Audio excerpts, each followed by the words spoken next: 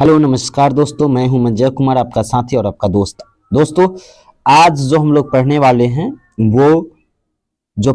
वो टॉपिक पर हम लोग आज डिस्कशन करेंगे। चलिए, तो आज का जो वीडियो है ये आप लास्ट तक देखें और मैं आशा भी करूंगा कि ये वीडियो आपको बहुत ही हेल्पफुल साबित होगा। ध्यान दीजिएगा, जैसे यहाँ पे हिमांक के अवनमन डिप्रेशन इन फ्रीजिंग पॉइंट में विलेय का आणविक द्रव्यमान का फॉर्मूला Ma बराबर क्या होगा, तो Kf गुने Wa और गुने 1000 अपॉन डेल्टा Tf गुने Wb। Wa विलेय और Wb विलायक का द्रव्यमान, विलेय और विलायक का द्रव्यमान। चला, ये बात को ध्यान में रखना है। क्या याद रखना है? चलवा रे, याद ये रखना है कि विलेय का आणविक द्रव्यमान हिमांक अवनमन में देगा तो Kf गुने Wa गुने 1000 डेल्टा Tf गुने Wb ये होता है। ओके, अब ध्यान दीजिएगा, ध्यान क्या देना है वो समझ लीजिए। यहां पे थोड़ा सा फोकस कीजिए। Kf बराबर क्या है? Kf बराबर R गुने Ma गुने Tf के स्क्वायर बटा में 1000 गुने डेल्टा H। अब यहाँ पे Kb है तो R के जगह पर Ra होगा, Ma के जगह पर Ma होगा, और Tf के स्क्वायर यहाँ पे था, यहाँ पे Tb के स्क्वायर हो जाएगा। नीचे जो है 1000 है तो यहाँ पे भी 1000, डेल्टा H है, यहाँ पे डेल्टा H। अब यहाँ पे F है तो ये गलना हो जाएगा, B है तो वाष्पन हो जाएगा, B है तो वाष्पन होगा। चलो, तो थोड़ा सा अंतर है। सेम फॉर्मूला, यहाँ पे सिर्फ लगेगा Tb के स्क्वायर और यहाँ Tf के स्क्वायर, यहाँ पे गलना लगेगा, यहाँ पे वाष्पन लगेगा। तो ये बात आपको समझ में आ गई होगी। अब ध्यान दीजिएगा, अब क्या ध्यान देना है वो समझ लीजिए। ध्यान ये देना है, R क्या है? R एक गैस स्थिरांक है और Ma क्या है? तो विलायक का मोलर द्रव्यमान है। Tf क्या है? शुद्ध विलायक का हिमांक है और Tb क्या है? शुद्ध विलायक का क्वथनांक है। ये बात को ध्यान में रख लीजिएगा, कोई दिक्कत, कोई परेशानी, कोई तकलीफ नहीं होना चाहिए। चलबा एकदम नहीं होगा, ये बात को ध्यान में रख लेना है। ओके, चलिए, तो R एक गैस स्थिरांक बबुआ, R एक गैस स्थिरांक बबुआ, ठीक। Ma जो है बाबू विलायक का मोलर द्रव्यमान, विलायक का मोलर द्रव्यमान, विलायक का मोलर द्रव्यमान। Tf चला, Tf शुद्ध विलायक का हिमांक, शुद्ध विलायक का हिमांक। Tb क्या है? तो शुद्ध विलायक का क्वथनांक हो जाएगा। ओके भाई, चलिए अब आगे चलिएगा। आगे हम लोग देखते हैं आगे क्या है। इसी प्रकार डेल्टा H जो है वो वाष्पन, डेल्टा H जो है गलन। यहाँ पे ध्यान दीजिएगा, वाष्पन और गलन में विलायक का गलन और वाष्पन एंथैल्पी में परिवर्तन। डेल्टा का मतलब होता है परिवर्तन। अब ये बात को थोड़ा सा ध्यान में रखना है। अब क्या याद रखना है वो समझ लीजिए, बहुत ही इंपॉर्टेंट। VVI, ट्रिपल VVI समझ लीजिए, कहने में कोई हर्ज नहीं है। जल का क्वथनांक 300 कितना? ध्यान दें, जल का क्वथनांक कितना? 373.15।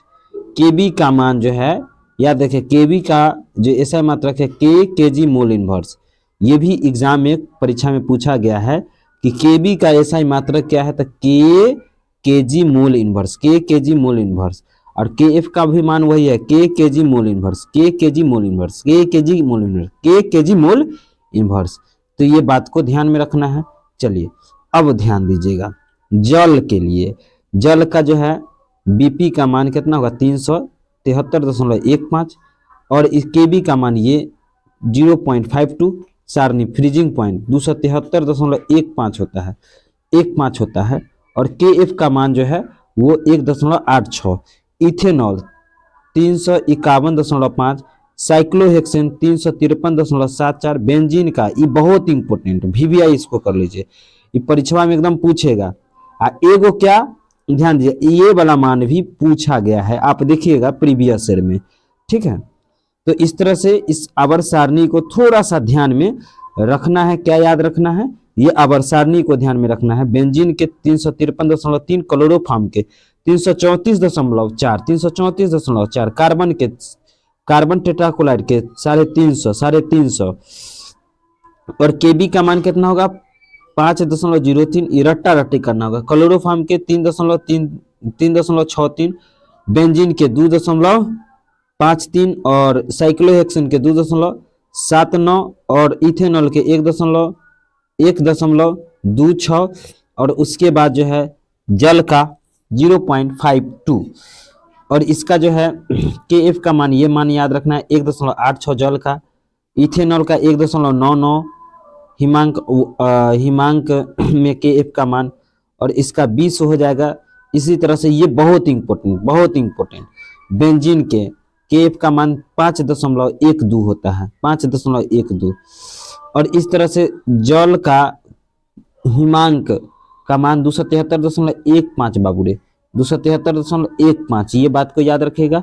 उसके बाद साइक्लो इथेनॉल के 155.7, साइक्लोहेक्सेन के 279.55, बेंजीन के 278.5 और क्लोरोफॉर्म के 209.6, कार्बन टेट्राक्लोराइड के 250.5।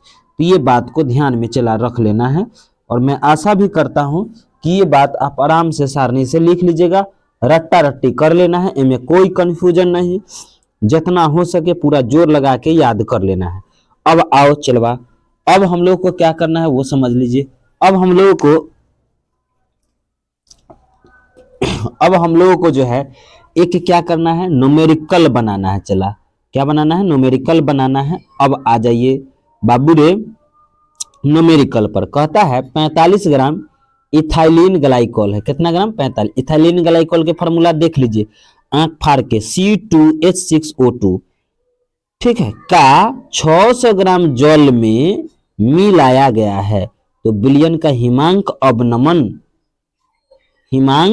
अवनमन का हिमांक की गणना करें। तो ध्यान देगा, सबसे पहले तो एक फॉर्मूला थोड़ा सा ध्यान में रखिएगा, डेल्टा टी हिमांक अवनमन है ना, डेल्टा टी एफ बराबर होता है के एफ गुने सी एम।